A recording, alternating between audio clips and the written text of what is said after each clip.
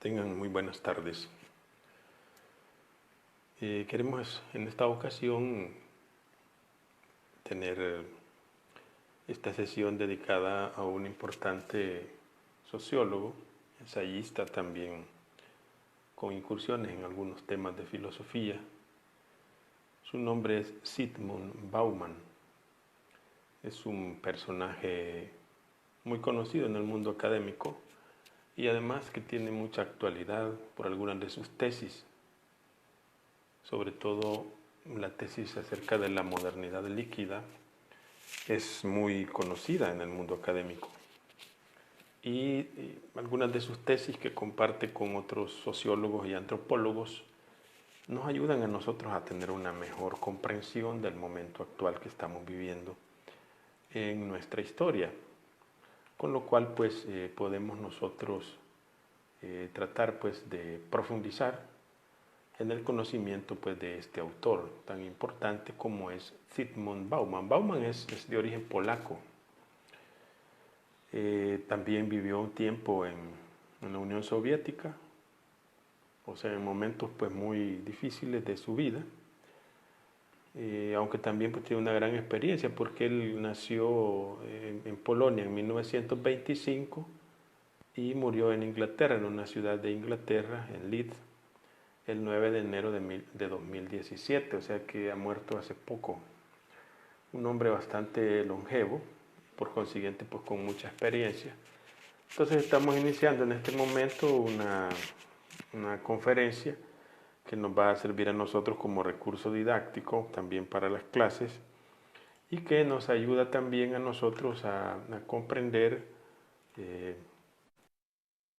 el aporte, la tesis principal de Zygmunt Bauman en lo que respecta pues el momento histórico actual. Él trata acerca de la modernidad, pero la explica a partir de una tesis propia de él y que comparte también con algunos otros autores, que es la modernidad líquida. Entonces la obra que vamos a estudiar es justamente esa, Modernidad líquida, de Zygmunt Bauman. Esta es la versión italiana. Yo he consultado también la versión castellana que está en el Fondo de Cultura Económica. Esta obra que estamos estudiando, Modernidad líquida, es del año 2000, el original. Ya la edición castellana, pues depende de qué país ustedes tomen referencia, pues anda pues por el 2002, 2003 y así, ¿verdad? La obra original pues es en inglés, por tanto pues los que tengan conocimiento de esa lengua pues pueden leerla también en inglés. Bien, la obra tiene un prólogo en el cual inicialmente pues él explica en qué consiste esto de la modernidad líquida. Empieza diciendo pues una explicación bien sencilla en realidad, que él empieza explicando la condición física de los cuerpos líquidos, de los fluidos, de los gaseosos también y de los cuerpos sólidos. Así inicia él su exposición. Tal vez sea importante, pues para quien no está familiarizado con el concepto de modernidad, decir claramente que en su punto de partida, como lo vamos a ver más adelante, Bauman se refiere a la concepción originaria de la modernidad, así como aparece en el Manifiesto Comunista escrito por Marx y Engels. Entonces es importante tener claro eso para poder referirnos, porque el concepto de modernidad tiene es multifacético, tiene muchas acepciones. Entonces es bien importante que uno trate de ubicarse bien si se está refiriendo a una modernidad histórica, una modernidad filosófica, literaria. En este caso pues es sociológica, o sea, sociopolítica. Entonces, y Bauman es muy honesto y en el inicio de este libro titulado Modernidad líquida, él pues refiere a que él está partiendo de la concepción de modernidad que surge para la escritura de este libro del manifiesto del Partido Comunista. Él, que es un profundo conocedor de esa área y de otras. Bueno, eso es importante. Ahora, si uno quiere tener una idea general de lo que es la modernidad, pues hay una forma muy sencilla, y es el tema de que la modernidad es una reacción al periodo medieval. Dicho de un modo sencillo, la modernidad es un periodo histórico en el cual el centro de atención es el ser humano y en el conjunto del ser humano su racionalidad. Eh, bueno, también otros aspectos, ¿verdad? Pero en el caso este, pues el tema de la racionalidad. Esto en contraposición, en contraste, vamos a decir, y en algunos autores en decidida contraposición con la concepción medieval que el centro de atención es Dios. O sea, mientras la época medieval es teocéntrica, es decir, tiene a Dios como centro, la época moderna tiene al hombre como centro, por tanto es antropocéntrica. Y todo esto va a determinar el discurso de los modernos e ilustrados, ¿verdad? A partir de esa primera idea. Ahora, pero ¿cuándo inicia la modernidad? Es una cosa debatida hasta la fecha. Podemos definir algunas cuestiones que pueden servir de parámetros y que algunos lo utilizan, como por ejemplo los descubrimientos geográficos, evidentemente dan inicio a la modernidad. ¿Por qué inicia la globalización del comercio? E inicia pues la conquista de territorios más allá del propio país. Entonces se puede poner como referencia histórica los descubrimientos geográficos. En literatura, por ejemplo, la modernidad puede iniciar con la Divina Comedia, por ejemplo, que es una novela que utiliza recursos religiosos, pero que al mismo tiempo critica la religión y es de una época que está en la frontera entre el momento en el cual la religión rige como categoría ideológica predominante y después Dante Alighieri pues va a hacer un discurso que ya no es medieval en cuanto que no defiende a la institución eclesiástica, sino por el contrario, en el infierno Dante va a meter a algunos papas y algunos pues religiosos, con lo cual él ya es moderno. O sea, el tema de la modernidad. La idea importante entonces para poder hacernos nosotros, digamos, una comprensión adecuada de la modernidad es que la modernidad es antropocéntrica e ilustrada, es decir, es racionalista. En cambio, la época anterior a la cual responde la modernidad, la época medieval, es más que todo teocéntrica, ¿verdad? Y esto pues es bien importante que nosotros lo comprendamos para que podamos acceder pues a un conocimiento mayor. Bueno, un saludo a todos los que están ya con nosotros. Vamos a dar inicio con el contenido del prólogo. Bauman primero explica qué cosa es leve o líquida. O sea, aquí hay palabras de distinto modo, ¿verdad? Vaya, pues yo les voy a poner un ejemplo. Ustedes pueden ir al súper, bueno, tal vez en estos días es un poco complicado, pero si ustedes van al súper y ustedes tienen el hábito de fumar, ustedes pueden pedir una cajetilla de cigarros Marlboro, no voy a cobrar por la promoción, una cajetilla de cigarros Marlboro. Entonces les pueden preguntar, ¿quiere Marlboro rojo o quiere Marlboro light? Cuando dice light, esa palabra light es mucha importancia porque está definiendo la sensibilidad de la modernidad que estamos viviendo, que es líquida, que quiere decir que es más fluida, no es dura. Entonces la cajetilla de cigarros Marlboro rojo es más fuerte, es más sólida, digámoslo así, en la concepción cultural. En cambio, Marlboro Light es una forma más fluida, más etérea del mismo producto. Entonces, alguien puede decir, pero de todos modos me va a dañar la salud. Sí, de todos modos le va a dañar la salud, pero eso no es lo que le interesa al mercado, ¿verdad? Que si le daña o no la salud a usted, ese es problema suyo, es una forma típica de la modernidad que usted es responsable de sus actos. Como ya hemos quitado a Dios, ¿verdad? Como ya vamos a ver más adelante, hemos quitado a la comunidad, usted debe responder por sus actos. Eso es típico, como es antropocéntrica la modernidad y además individualista. Dice usted, bueno, dice, pido entonces Marlboro Light. Pide Marlboro Light. Hay licores también, ¿verdad? Que dice venado light. Y hay un venado que es más fuerte, un licor. ¿Qué más? Una cerveza, por ejemplo, Golden Light. ¿Ves cómo la palabra light en inglés significa suave? Entonces, ¿por qué los productos usan esa connotación? Sí, porque todo el mundo está pensando en eso. Lo que pasa es que no todo el mundo repara en eso, sino que la gente va por inercia muchas veces, pero no tiene la capacidad de preguntarse, bueno, ¿y por qué estos cigarros son light, Marlboro Light, y los otros son rojos? Hay que preguntarse. Justamente para eso estamos iniciando pues esta sesión, ¿verdad? Entonces la fluidez es la cualidad de los líquidos y de los gaseosos, ¿verdad? Es decir, la fluidez como una metáfora que rige la etapa actual de la modernidad. Ya pusimos un par de ejemplos. Estamos ahora en el prólogo, o sea, estamos en la introducción de nuestra pequeña sesión.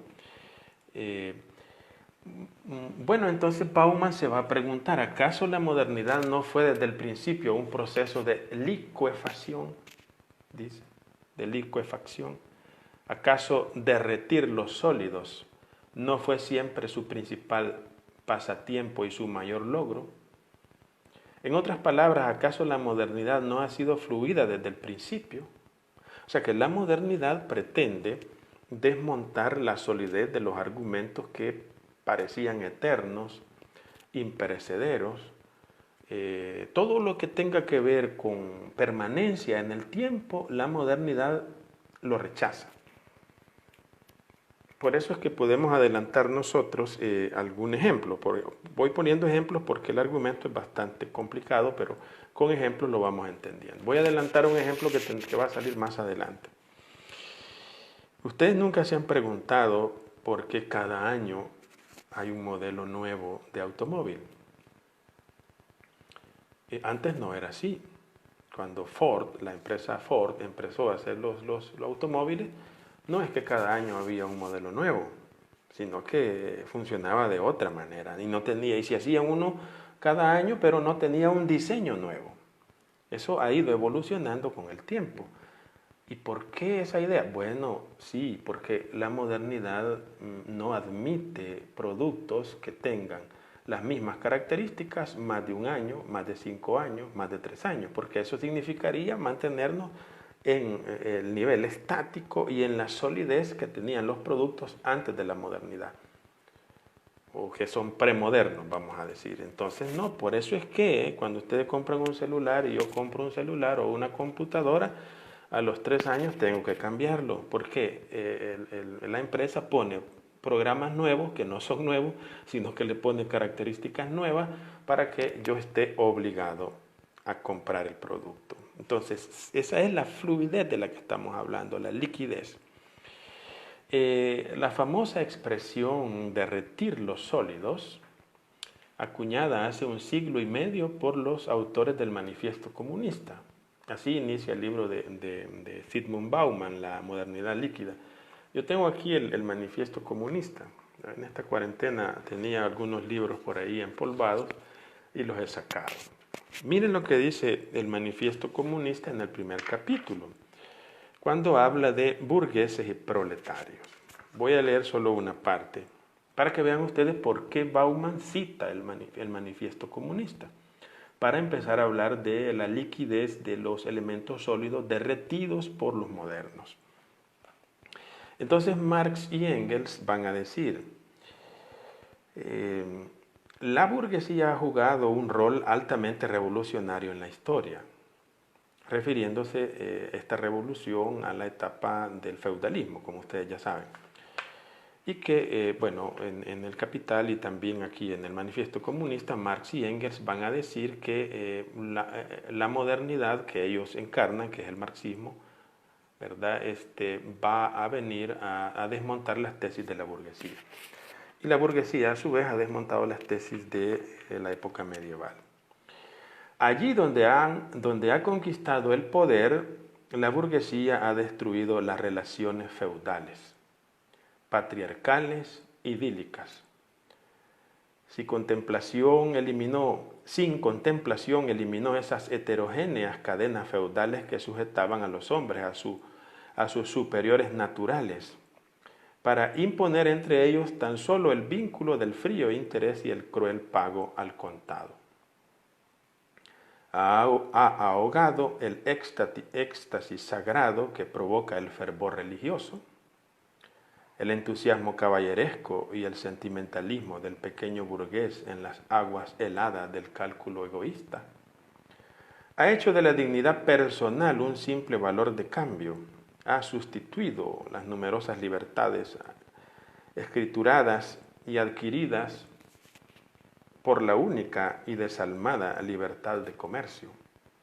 En resumen, en vez de una explotación velada por ilusiones religiosas y políticas, ha establecido una explotación abierta, descarada, directa y brutal.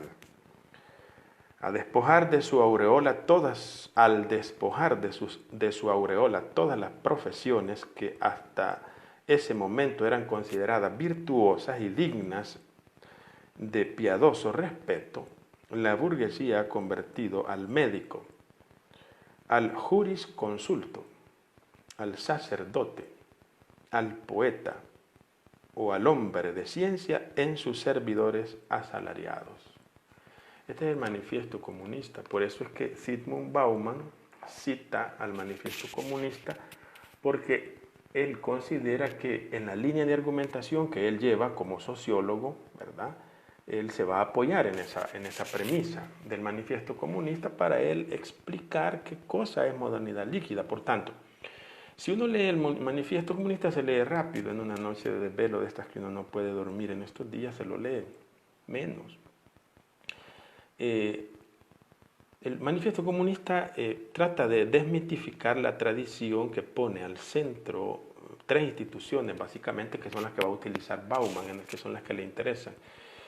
Es la religión, ¿verdad?, la familia y el tema de la clase social. Son tres características, ¿verdad? La religión, la familia y la clase social. Estos tres van a ser tomados también como argumentos por Bauman para explicar cuáles son, si han sido, bueno, qué es lo que ha pasado con esas tres instituciones. En el caso de la religión se decía pues que la verdad era eterna, que estaba referida a Dios. Entonces los modernos no aceptan eso. Dicen que la verdad es plural, que es relativa, que es contextual, que depende del ámbito en que se discuta el concepto de verdad, así cambia. Que la religión no es unívoca, sino que admite distintas expresiones religiosas, que no hay una sola religión y que por consiguiente el concepto de Dios es plural, es pluralista. Estoy diciendo lo que argumentan los modernos que están leyendo la época medieval.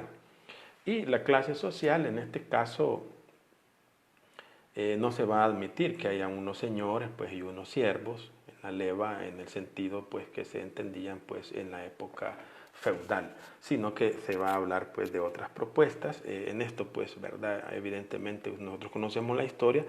Tanto el marxismo pues, como el capitalismo liberal se encontraron y actualmente rige en el mundo pues, el capitalismo liberal, como ustedes ya saben. Bueno, ese es el contexto amplio. Bueno, entonces un primer aspecto que ya mencionamos es la desmitificación de lo sagrado. Vean lo que dice Bauman. Esa intención requería a su vez la profanación de lo sagrado, la desautorización y la negación del pasado. O sea, el concepto de tradición en la modernidad líquida no subsiste. Eso que, por ejemplo, los católicos dicen la tradición de la iglesia, en la ciencia también, cuando se habla de la tradición científica. No, para ellos tradición es un concepto demasiado largo en la historia. Eso de la tradición no es un concepto que esté admitido en la mentalidad de la modernidad líquida. Y dice, y la negación del pasado, y primordialmente de la tradición, es decir, el sedimento y el residuo del pasado en el presente. Por lo tanto, requería asimismo la destrucción de la armadura protectora forjada por las convicciones y lealtades que permitía a los sólidos resistirse a la licuefacción. Este es el planteamiento inicial de lo que respecta a la desacralización que conlleva la modernidad. Ahora bien, Bauman no es un moderno radical, eso hay que tenerlo claro. O sea, los modernos radicales no aceptan ningún tipo de concepto que haya subsistido o que pueda subsistir de la época de los sólidos, es decir, de la época medieval y de toda la tradición hasta la época antigua. Por eso dice Bauman, recordemos sin embargo que todo esto no debía llevarse a cabo para acabar con los sólidos definitivamente, ni para liberar al mundo de ellos para siempre, sino para hacer espacio a nuevos mejores sólidos. Esto nos interesa. O sea, la propuesta de Bauman dice, bueno, no se trata de destruir los sólidos, sino que la modernidad busca hacer una licuefacción de los sólidos que ya no aportan nada o muy poco a la época moderna. Entonces hay que buscar nuevos sólidos. Por eso la obra, la modernidad líquida, va buscando dualidades para explicar que tienen una etapa sólida y una etapa líquida, un mismo concepto, pero que no es que desaparezca, sino que adquiere una forma más fluida, más volátil. Bueno, vamos a seguir avanzando para ver si logramos entender esto. Entonces hay una búsqueda, no se busca solo destruir los sólidos, sino que se busca también encontrar nuevas realidades sólidas en el presente histórico. Bueno, que sean confiables. Los tiempos modernos encontraron a los sólidos premodernos en un estado bastante avanzado de desintegración, o sea, de putrefacción. Y uno de los motivos más poderosos que estimulaba su disolución era el deseo de descubrir o inventar sólidos cuya solidez fuera por una vez duradera. Una solidez en la que se pudiera confiar y de la que se pudieran depender, volviendo al mundo predecible y controlable. O sea que, vamos a decirlo así, ¿qué pasó? Fue lo siguiente. O sea, los racionalistas modernos, los ilustrados, renuncian a los elementos de solidez de la época premoderna y pretenden encontrar ellos unos sólidos que sean adecuados a la época moderna. Bauman lo que va a decir más adelante es que no se logró totalmente ese objetivo y que por consiguiente ni la modernidad ha terminado ni podemos hablar de una posmodernidad consolidada, sino que todavía estamos en esa especie de transición entre lo sólido a lo líquido y algunos aspectos sí ya son líquidos. Los primeros sólidos a disolver las lealtades tradicionales, pues como ya dije, son la familia, la religión y el Estado burgués y sus clases sociales. Entonces, y el Estado burgués. O sea, son tres categorías, familia, religión y Estado burgués, los que pretendía en la línea analítica de Bauman, que se está fundamentando en el Manifiesto Comunista de Marx y Engels, para desmontar esas tres categorías. Dice, los primeros sólidos que debía disolverse en las primeras pautas sagradas que debía profanarse eran las lealtades tradicionales, los derechos y las obligaciones acostumbrados que ataban de pies y manos, obstaculizaban los movimientos y constreñían a la iniciativa para encarar seriamente la viabilidad de una modernidad. A la vez, esa clase de disolución de los sólidos destrababa toda la compleja trama de las relaciones sociales, dejándola desnuda, desprotegida, desarmada y expuesta, incapaz de resistirse a las reglas del juego y a los criterios de racionalidad inspirados y moldeados por el comercio, y menos capaz aún de competir por ellos en la manera efectiva. En el Manifiesto Comunista, en la parte final, se va, más que todo en el capítulo segundo, perdón, a la mitad, se van haciendo esas desmitificaciones. Incluso Marx y Engels hablan de que la familia burguesa no tiene sentido, que hay que pensar en otro tipo de familia, porque dicen que están sometidos como esclavos a la empresa, al capital. Dice, Le voy a leer un poquito para que vayamos fundamentando esto, verdad de raíz. Estoy en el Manifiesto Comunista, capítulo 2. Está hablando de que a los comunistas los acusan de muchas cosas, y dentro de algunas cosas que los acusan es de destruir la familia. Entonces dice, pretenden abolir la familia. Y dicen ellos, incluso los más radicalizados expresan su indignación ante este repulsivo designio de los comunistas. No reprochan querer abolir la explotación de los hijos por sus padres, es crimen, lo confesamos. Y así va diciendo que pretenden liberar a las mujeres, a los niños de la explotación de la empresa. Bueno, vamos a ver ahora otro concepto, emancipación de la economía de sus ataduras políticas, éticas y culturales. O sea que en ese periodo premoderno, dice Bauman, que había una atadura respecto de la economía y que esa atadura tenía 3 características, era política, era ética y era cultural. Entonces, la modernidad es un proceso de emancipación. Bueno, sí, veo que hay algunas preguntas, y voy a intentar terminar el prefacio, o sea, la introducción, y luego voy a volver a las preguntas para que no se me vayan a desesperar. Dice Bauman, esa fatal desaparición dejó el campo libre a la invasión y al dominio, como dijo Max Weber, de la racionalidad instrumental, o como lo articuló Marx, del rol determinante de la economía. Las bases de la vida social infundieron a todos los otros ámbitos de la vida el estatus de superestructuras. La solución de los sólidos la disolución de los sólidos condujo a una progresiva emancipación de la economía de sus tradicionales ataduras políticas, éticas y culturales. O sea que la emancipación en primera instancia, así como la está leyendo Bauman en la línea de la economía política marxiana, debe liberarse de las ataduras políticas, éticas y culturales. Bueno, lo han intentado, pero en la realidad es como los países en que nosotros vivimos, tal parece que el tema de la política está siempre vinculado al tema de la economía, o sea, van juntos, porque no ha podido darse una emancipación en sentido estricto, excepto en algunos países, en algunas sociedades que sí lo han logrado. Sedimentó un nuevo orden definido primeramente en términos económicos. Ese nuevo orden,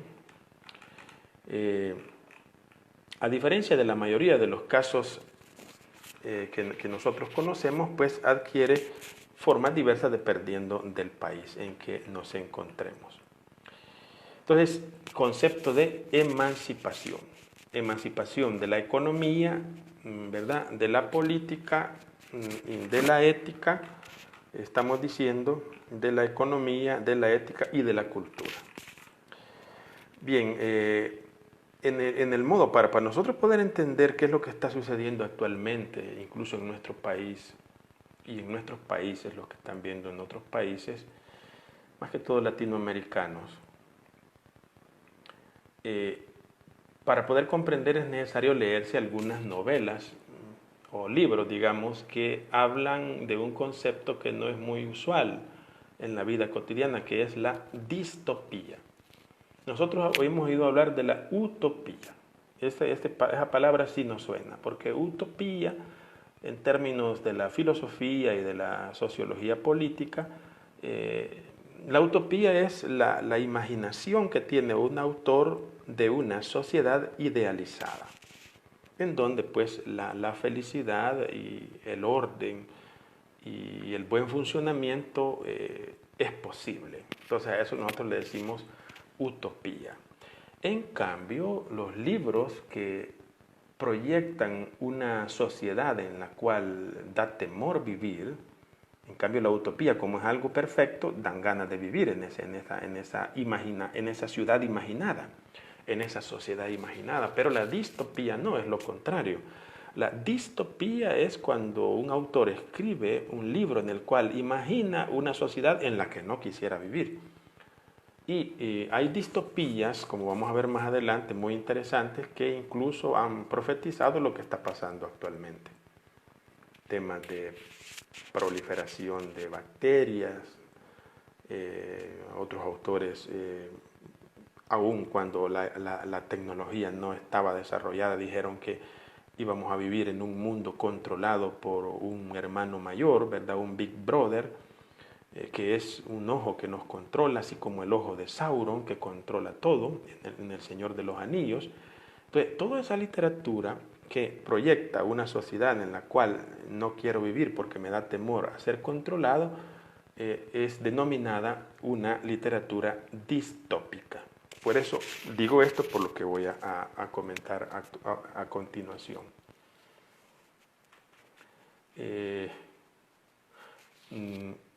O sea que, bueno, como me hacen preguntas de lo que estoy diciendo, es un lugar entonces es un mal lugar para vivir. Sí, se podría decir, ¿verdad? Como son proyecciones, o sea, no es un lugar en el sentido estricto, sino que es imaginaciones que tienen los autores de cómo podría ser mejor la sociedad, o no serlo, o serlo de ciertas características en las cuales no quisieran vivir correctamente. A diferencia de la mayoría de los casos distópicos, por el comentario que voy a hacer, este efecto no ha sido consecuencia de un gobierno dictatorial, de la subordinación, la opresión o la esclavitud. Tampoco ha sido consecuencia de la colonización de la esfera privada por parte del sistema.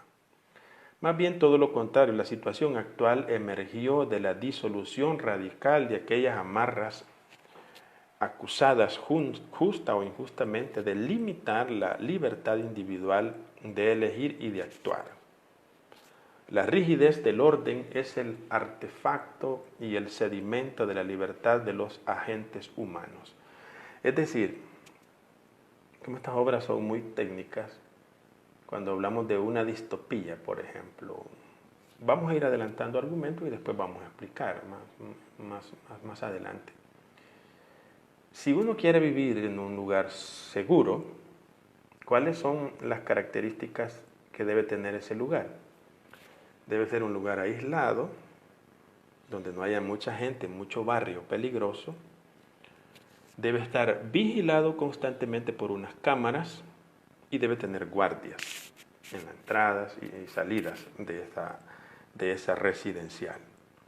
Entonces, puede ser que a las personas no les guste vivir en un lugar controlado o no les guste ser controlados. Pero aquí lo que prima entonces no es mi felicidad, sino lo que prima es mi seguridad. Aquí lo más importante no es mi libertad, lo más importante es mi seguridad. Entonces, en la modernidad líquida, las personas sacrifican cosas, aspectos de su vida. Y lo dice claramente. Entonces, estas son realidades distópicas. Es decir, que como bien me decía mi hermana, son realidades donde yo no quisiera vivir. Ah, no, pero es que estás obligado a vivir. Es el sistema de la modernidad líquida que te obliga a vivir así. Y algunos creen ingenuamente, pero es por el tema de la violencia. Sí, pero es que también la violencia es tolerada en la modernidad líquida para poder justificar estos productos que vende el mercado. Bueno, vamos a ir despacio.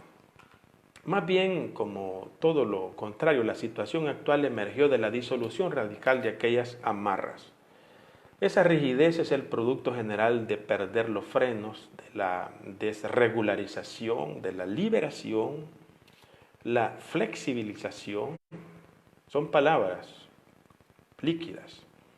La creciente fluidez, la liberación de los mercados financieros, laboral e inmobiliario, la disminución de las cargas impositivas. Algunos ya pueden estar pensando, como nos vamos metiendo en el argumento, puede decir, bueno, pero ahora que nos tienen encerrados es como que fuéramos antimodernos nosotros. Justamente, no estamos siendo modernos. En la medida que estamos más restringidos, no somos modernos. En esa medida somos una especie de formas premodernas.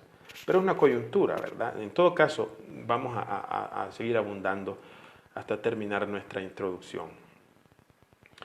Categorías e instituciones que vienen denominadas instituciones zombies, así las llama Zygmunt Bauman. Dice que hay instituciones zombies, o sea, que están muertas pero caminan. O sea, que son instituciones que son premodernas, de una solidez anterior a la modernidad, pero que subsisten en la modernidad líquida. Ok. En una entrevista concedida a Jonathan Rutherford el 3 de febrero de 1999, Ulrich Beck, que es un famoso escritor, quien hace pocos años acuñó el término segunda modernidad para connotar la fase en que la modernidad volvió sobre sí misma, la época de Soi-Disant, modernización de la modernidad, habla de categorías zombies y de instituciones zombies que están muertas y todavía viven.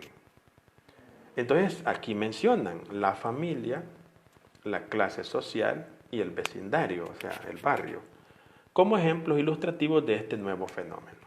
Y así pues habla de instituciones zombies, le llaman. O sea que los modernos pretendieron destruirlas, pero todavía subsisten. Ahora yo les quiero decir algo muy importante, aclaraciones, ¿verdad? Cuando voy a hacer paréntesis a veces. Por ejemplo, la familia. Ustedes pueden pensar, no, pero la familia todavía tiene solidez. Atención. El autor que estamos estudiando, Zygmunt Bauman, él escribe para el occidente central, para Europa, para Estados Unidos. No estaba pensando en algún país marginal, ¿verdad?, de aquí de Centroamérica, aunque a nosotros nos interesa. No, él estaba pensando en la modernidad típicamente occidental, o sea, está escribiendo en Inglaterra, o sea, estamos hablando de uno de los países más occidentales. Entonces, cuando uno vive en esos países, y yo he vivido en esos países, el concepto de familia aniquilado, aniquilado. En el sentido de que las personas no quieren casarse, se casan a los 50 años y como ya no quieren tener hijos, adoptan un hijo, pero como un hijo es muy fastidioso, dicen ellos, así dicen, entonces mejor adoptemos un perro, un gato. Y así la familia queda totalmente desfigurada. Claro que eso aquí no lo hemos visto igual, pero ha habido una regulación, ¿verdad? De tener 20 hijos, 15 hijos, 10 hijos, las personas han ido reduciendo hasta tener 2, 3, 1. Y va evolucionando, y va evolucionando. Entonces, para que vayamos viendo cómo esto tiene razón, estas instituciones zombies le llaman los modernos, para referirse a aquellas instituciones que han subsistido, como el caso de la familia, que han intentado destruirlas, pero no se ha podido. Por lo menos en el caso nuestro, en Occidente sí han logrado bastante el objetivo.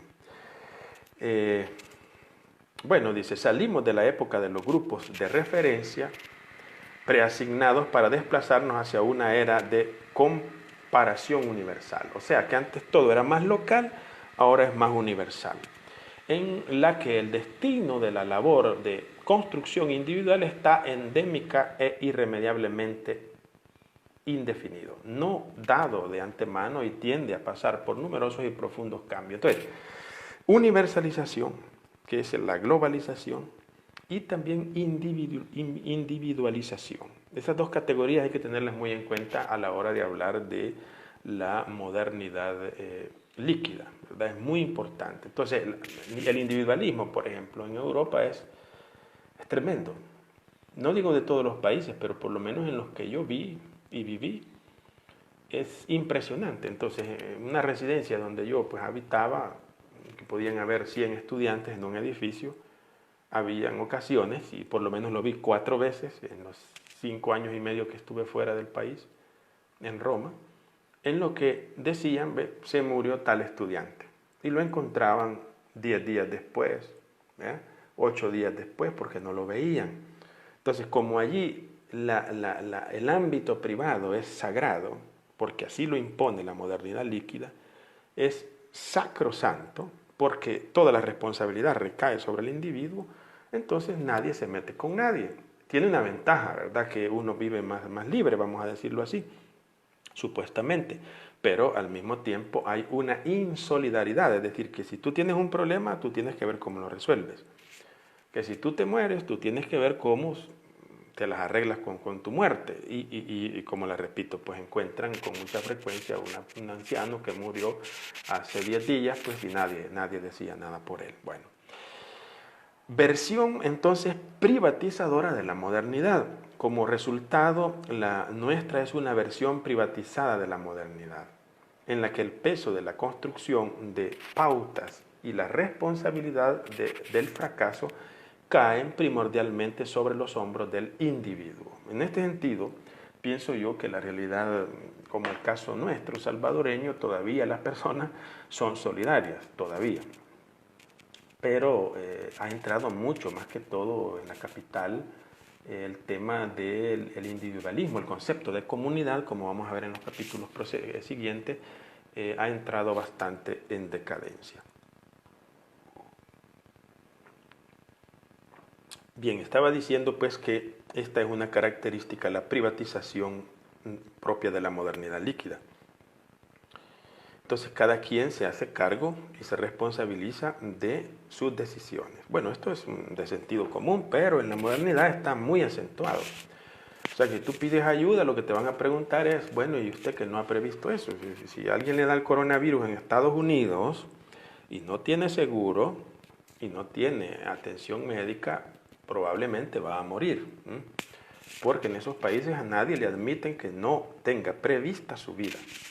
Porque usted como individuo es responsable. Entonces, Zygmunt Bauman en el libro Modernidad Líquida va a desarrollar cinco tópicos, 5 aspectos. ¿Y cuáles son?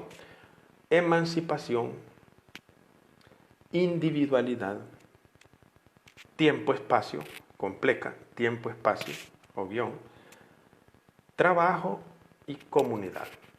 Estos son los 5 tópicos, ¿ven? No sé si están tomando nota, como esto lo estoy utilizando también para mis clases, ¿verdad?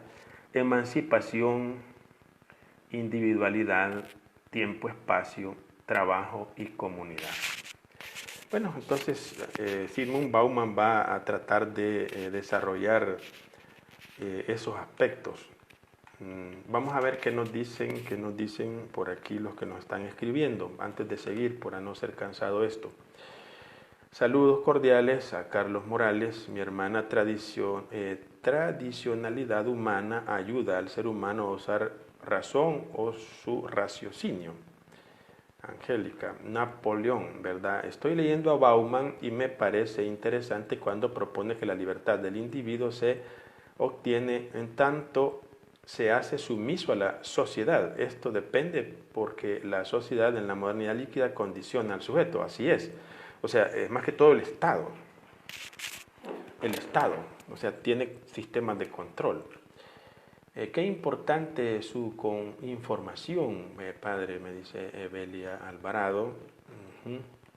Está Nelson Rivas también, Angélica, y la escuela clásica no está en esta categoría a disolver. Sí, en El Salvador sí. Hay países que ya no, pero en El Salvador sí.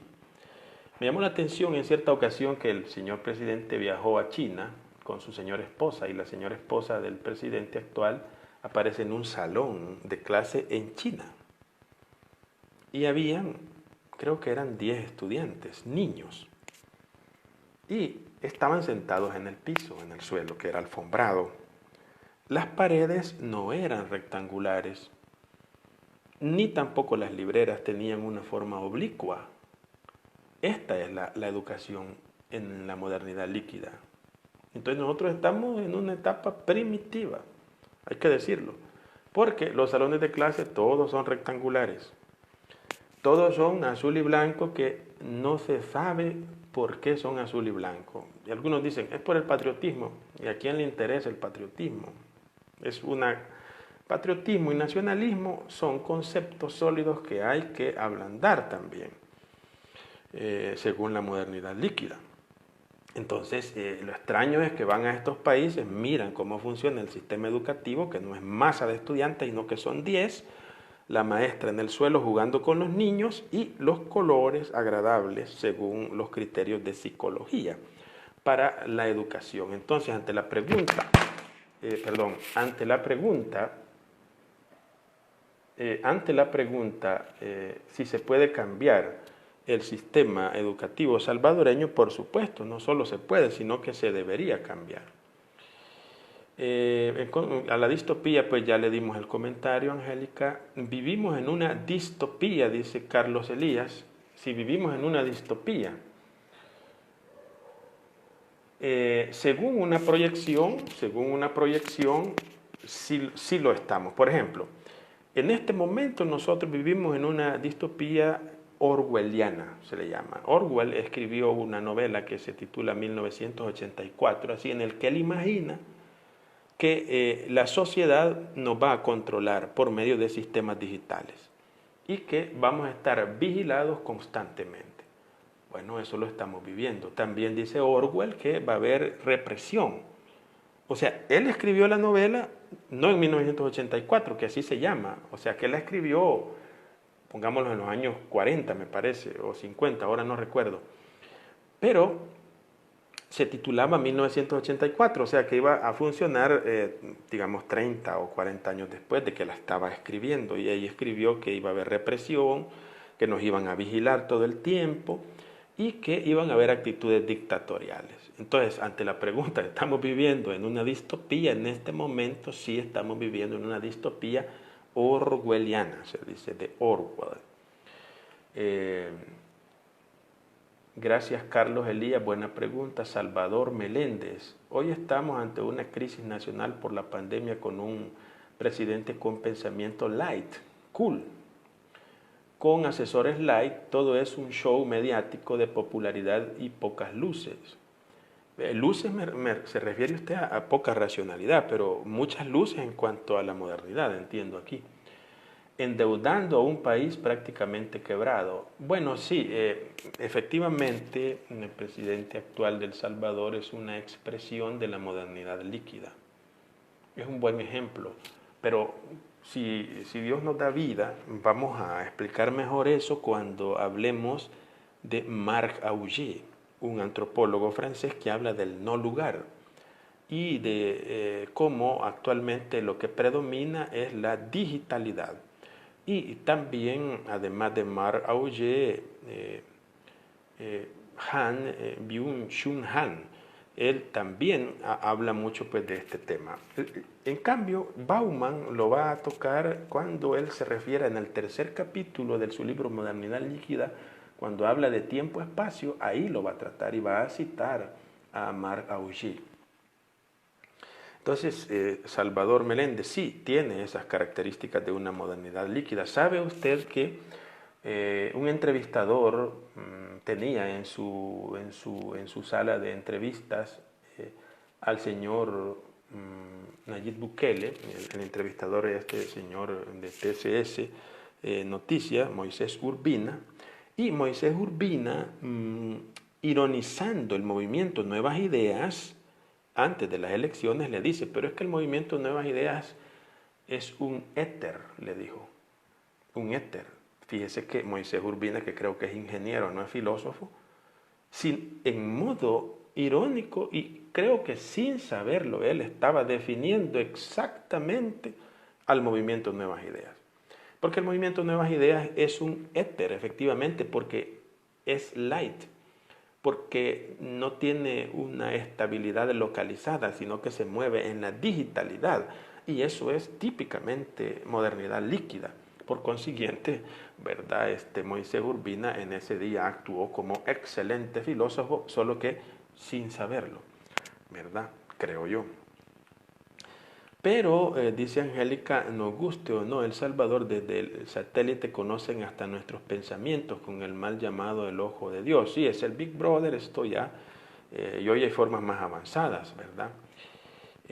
Instituciones zombies, dice la Fiscalía General de la República y DPC. No sé, Carlos, qué es DPC. Bueno, pero la Fiscalía sí lo entiendo. Sí, los modernos líquidos, a ellos les gustaría terminar con todas las instituciones. Por eso es que el ejemplo del presidente nuestro es muy interesante. Y aquí no nos interesa un análisis político, eso no, aquí estamos en ciencia. Es decir, él cuando no acepta las disposiciones ni de la Fiscalía, ni de la Asamblea, ni la Procuraduría de los Derechos Humanos, eso es típicamente modernidad líquida, donde las instituciones son débiles, no le pueden hacer frente. Entonces, no sé por cuál motivo lo dijo usted, Carlos Morales, pero en la lógica de la descripción de la modernidad líquida, las instituciones son débiles. O sea que el Estado prefiere no tenerlas o tenerlas muy debilitadas. El Estado puede considerarse zombie. Sí, sí, en la modernidad líquida nos dice Carlos Elías, sí, en la modernidad líquida sí. Sí.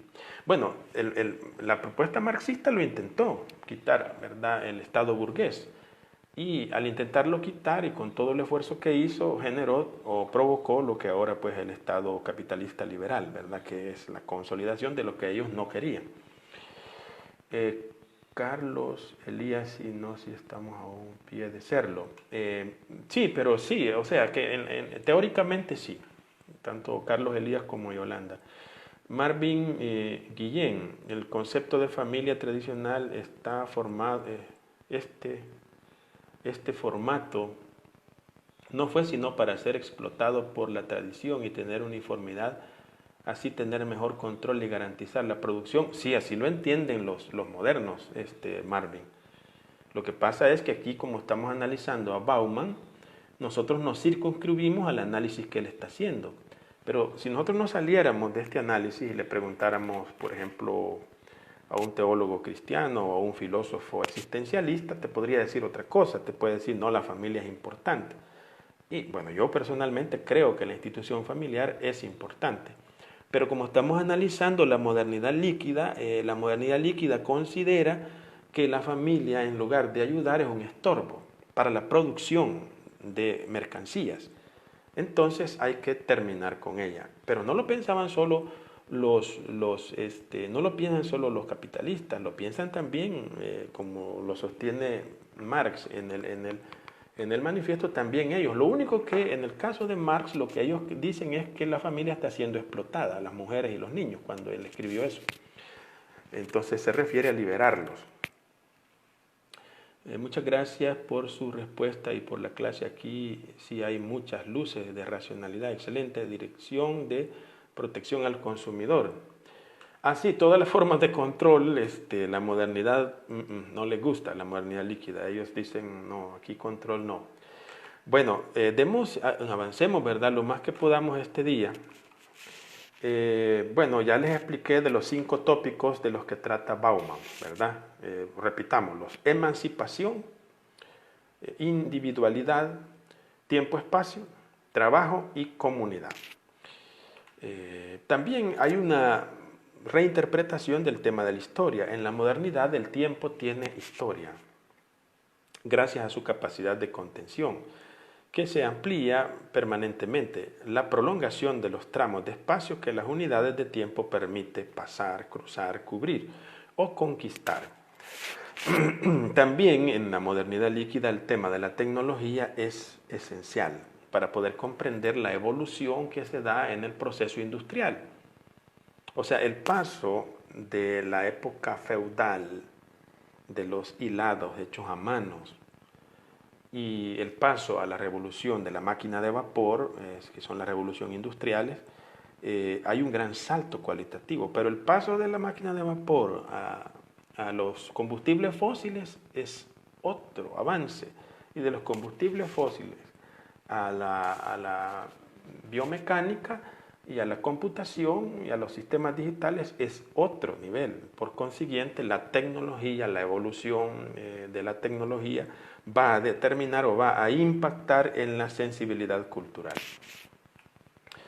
Cuando la distancia recorrida en una unidad de tiempo pasó a depender de la tecnología, de los medios de transporte artificiales existentes, los límites heredados de la velocidad de movimiento pudieron transgredir. O sea que el tema de la tecnología ha venido a revolucionar todo.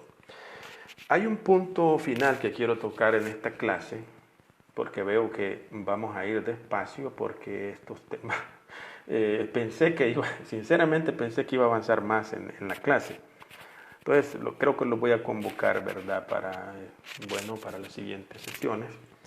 Ahí estén pendientes. Vamos, pero voy a tocar el último punto. No sé si ustedes han tenido ocasión de leer un libro de un autor muy famoso, un francés que se llama Michel Foucault. Ese libro se titula El Panóptico o El origen de las cárceles. El panóptico. Panóptico quiere decir el que lo ve todo. Y el panóptico es una representación en los escritos de Michel Foucault para explicar cómo surgieron las cárceles o los sistemas de control. Ustedes han tenido ocasión de ir a una cárcel antigua, a modelo antiguo, es decir, la que tiene una torre en el centro de control y que las celdas están en derredor y que los guardias están en la torre y pueden controlar los movimientos de todos los encarcelados. Entonces, Michel Foucault explica eso y Zygmunt Bauman lo retoma al inicio de su escrito, de su libro La modernidad líquida. O sea, bueno, ustedes saben que en la academia esto así es, ¿verdad? Uno coge un libro y ese libro te lleva a otro libro y así es la manera es como una telaraña en la cual tú te vas tejiendo el sistema de pensamiento que estás estudiando. Entonces, es fundamental leerse el Panóptico de Michel Foucault para poder entender algunas de las tesis de Zygmunt Bauman. Entonces, el que controla es a su vez controlado. Nosotros vimos unas imágenes de cuando se dio el repunte de violencia aquí en El Salvador, hace poco. Se publicaron algunas imágenes, ¿verdad?, de muchos presos. Les voy a escribir aquí, creo que no me recuerdo si es, voy a ver si logro escribirles el nombre de Michel Foucault para que ustedes puedan buscarlo. Porque a veces uno, pues, en las clases, cuando yo recibía clases, tenía que preguntarle al maestro cómo se escribía. Ahí les he puesto en un comentario el nombre de Michel Foucault. Bueno, que ya conocen, pues no hay problema. Y el libro es El Panóptico. Es el origen de las cárceles. Bueno, ¿qué estábamos diciendo? Estábamos hablando de Michel Foucault y el panóptico y cómo lo interpreta. Entonces, el que controla es a su vez controlado. Esta es la tesis central. Cuando yo digo estoy controlando a alguien, entonces yo me estoy amarrando al control. O sea, si yo tengo una cámara de videovigilancia y como que fuera el Big Brother, yo los estoy controlando a ustedes, yo quiero saber qué es lo que hacen ustedes, cómo puedo hacer yo para saber, tengo que estar aquí frente a la cámara, entonces yo los estoy controlando, pero a la vez ustedes me tienen controlado porque no me puedo mover. Entonces, el panóptico explica ese proceso del control que ejerce el poder sobre los ciudadanos. En este caso nosotros lo vimos en unos presos. Pero pudimos ver también que los presos controlan la situación porque mataron una gran cantidad de personas, lo cual es muy malo, es decir, digamos, condenable totalmente, pero ayuda a entender que no solo el que cree que controla, sino que el controlado puede controlar al que cree que controla. Es un juego de palabras, pero es el juego de los poderes. Y al inicio Zygmunt Bauman utiliza la figura del panóptico como, dice él, una archimetáfora del poder moderno. El poder moderno controla o pretende controlar y muchas veces lo logra. Entonces lo que va buscando el poder es inmovilización de sus subordinados.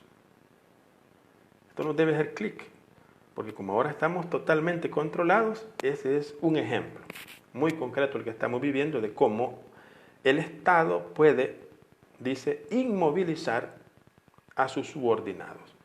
Y esto lo escribió Bauman en el año 2000, probablemente antes, en el año 2000, o sea, hace 20 años, no es algo nuevo, pero nos ayuda a nosotros a comprender las situaciones que estamos viviendo.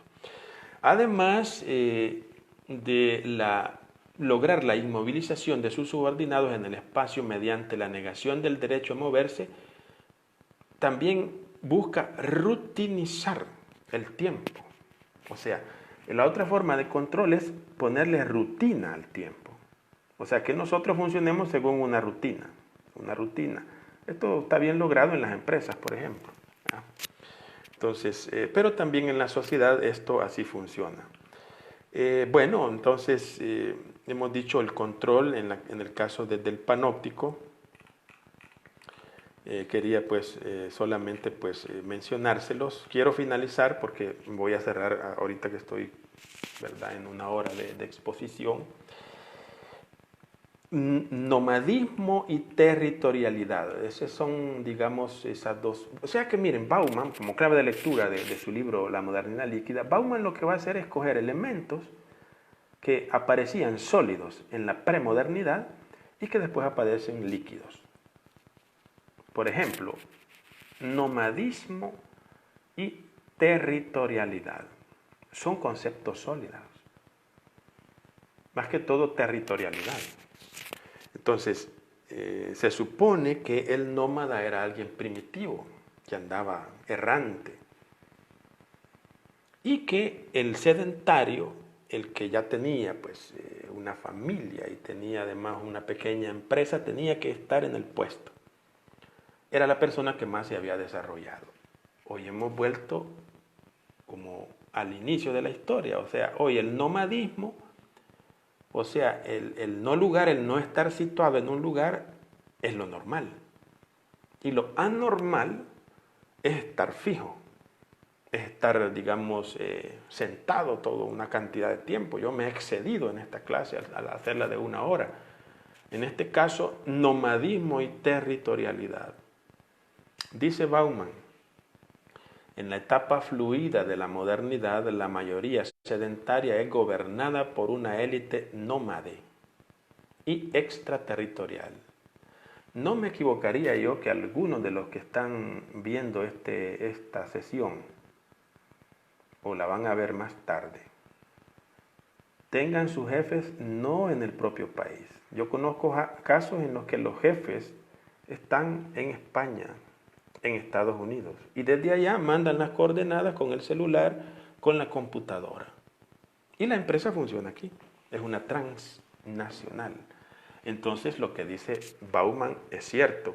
En la etapa fluida de la modernidad, la mayoría sedentaria es gobernada por una élite nómade y extraterritorial.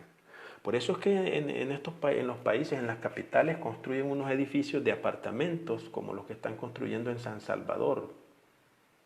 Y saben que algunos de ellos son apartamentos para la que quiera vivir ahí. Y otros no, son apartamentos para gerentes, para personas que vienen a hacer negocios y se quedan ahí 2 días y después se van. Y así están, en una movilidad constante. Y cuando ustedes han viajado a otro país van a notar que andan unos señores de saco y corbata y que nunca se desprenden del celular y de su computadora. Están controlando los negocios moviéndose mientras se mueven. Lo pequeño, por tanto, lo liviano es lo que interesa. Lo grande, que pretendía ser mejor, no interesa. Interesa lo que es móvil, lo que se fluye con mayor rapidez. Lo pequeño, lo liviano, lo más portable significa ahora mejor y progreso. Viajar liviano en vez de aferrarse a cosas consideradas confiables y sólidas por su gran peso, solidez e inflexible capacidad de resistencia es ahora el mayor bien y símbolo de poder. Entonces, la territorialidad era una categoría sólida. Y así inició la modernidad, ¿saben? Conquistando territorios. Los españoles, los portugueses incursionaron en África. Los españoles incursionaron en América, en África también, en Asia. Conquistando terrenos. Ahora el conquista no es el terreno. El conquista ahora no es el espacio territorial. Ahora la conquista es el ciberespacio. Las ondas satelitales, las antenas que controlan los espacios virtuales. Esa es la gran lucha actualmente. Voy a responder ahora, ya cerrando, lo que me están diciendo. Vamos a ver. El panóptico. Naida Acevedo, ¿verdad?, que sabe de estas cosas, me dice definitivamente, sobre todo concepción de poder y de control. Sí, control. Porque el poder siempre ha existido, ¿verdad? Como usted sabe, Naida, siempre ha existido. Y el control en cierta medida, pero actualmente la categoría principal es control. Control. El panóptico, el que lo ve todo, según recuerdo, así es. Saludos y bendiciones, Padre Chopin. También a usted, Silvia Elizabeth. Saúl. Hay una película que se llama El último castillo que me explica de modo visual esa teoría. ¿Cuál teoría, Saúl? No sé a cuál se refería de las que estamos diciendo. Saludos, Saúl. Angélica, Saúl Rodríguez. Y esa movie está en Netflix. Bueno, ahí le preguntan, Saúl, que si está en Netflix. Para que vea que Netflix es un ejemplo de modernidad líquida que nos entretiene en estos días. El tiempo. Miren, Naida, esa categoría es bien interesante y todos los que estamos en la clase. ¿Dónde lo pueden notar ustedes? Pongamos un ejemplo de la fluidez del tiempo actualmente. Cuando ustedes postean algo, hacen un post en el Facebook o en el Twitter o cualquiera de las plataformas, si ese post, digamos, adquiere unos 50 likes en los primeros 25 minutos, entonces ese post tiene una cierta relevancia. Pero si ese post después de un día solo tiene un like, entonces quiere decir que no está impactando en las redes.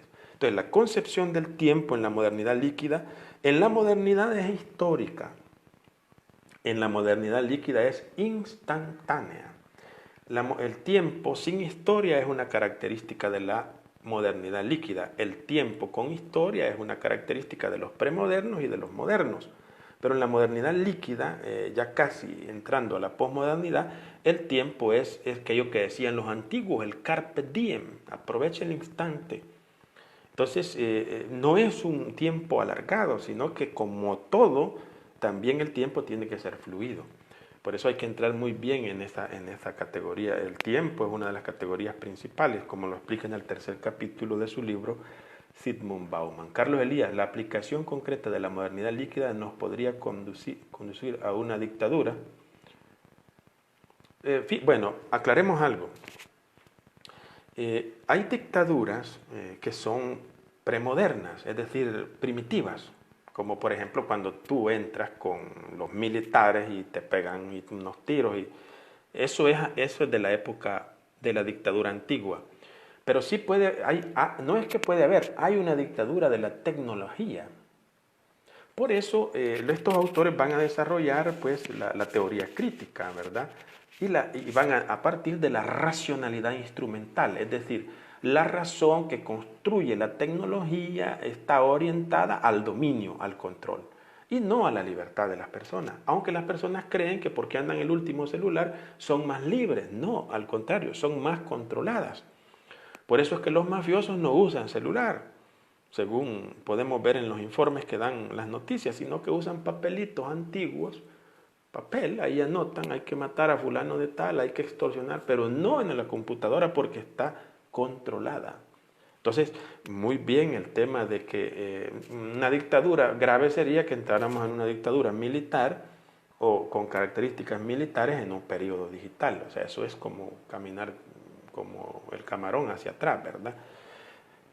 Saúl, sí es un clásico, los presos se apoderan de la prisión. Naida, lo que debe revisarse son las comprensiones de las definiciones desde lo sólido y su reconversión en la modernidad de lo líquido. Sí, o sea, iniciamos diciendo eso, que la modernidad no pretendía destruir la solidez de las instituciones, sino que pretendía buscar nuevas formas sólidas de afrontar la modernidad que ellos estaban asumiendo, los ilustrados.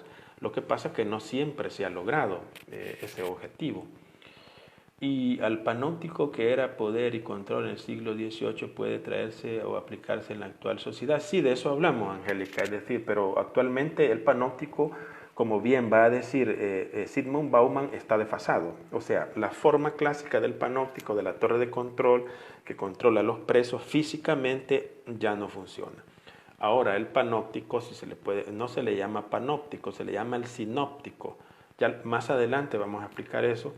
Es el que controla al mismo tiempo, quiere decir, pero no físicamente, sino digitalmente. Bueno, quiero agradecerles por sus intervenciones en esta sesión. Nos vamos, lo voy a convocar, no sé, porque pensé que iba a ser más breve, pero necesito entrar en los capítulos, que son 4. De verdad, voy a ver si podemos desarrollar 2 y 2, es decir, en 2 sesiones, pero ojalá pues que podamos lograrlo. Entonces entraríamos en la próxima clase al tema de, como decíamos, emancipación. Próxima clase se va a estudiar emancipación y si nos da el tiempo pues también individualidad para agotar 2 aspectos. Yo creo que sí lo vamos a lograr. Muchas gracias y que Dios les proteja y por favor pues hay que cuidarse.